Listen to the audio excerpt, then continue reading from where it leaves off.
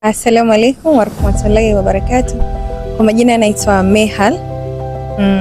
Kutokana na swali ambalo tumeulizwa, Dar es Salaam ni mkoa mkubwa kwanza, ndio maana na ndio sababu mtu ukituma mzigo kwenda Arusha, Dodoma, Morogoro unasema unatuma mzigo kwenda mkoani. Kwa nini tunasema hivyo?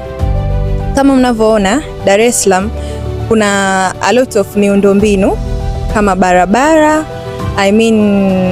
madaraja makubwa, vituo vya mwendokasi ambavyo mikoa mingine hamna. Alafu kuna mashirika ya ndege makubwa ambayo yako, of course mikoa mingine inayo, lakini makao makuu yake ni Dar es Salaam. Kuna sehemu nyingi, kwa mfano uhamiaji, 90% wengi tunakuja kupata passport huku Dar es Salaam. And kwa Dar es Salaam, kwa nini inaonekana mkoa mkubwa?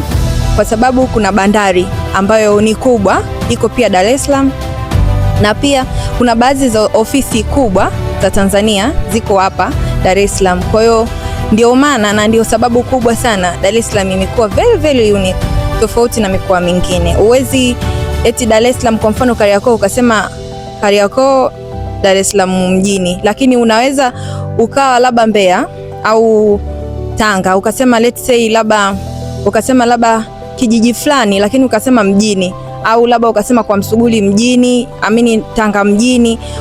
Kwa Dar es Salaam kwa kweli ni mkoa mkubwa, una miundombinu mingi na maendeleo mingi sana ambayo yamefanyika hapa.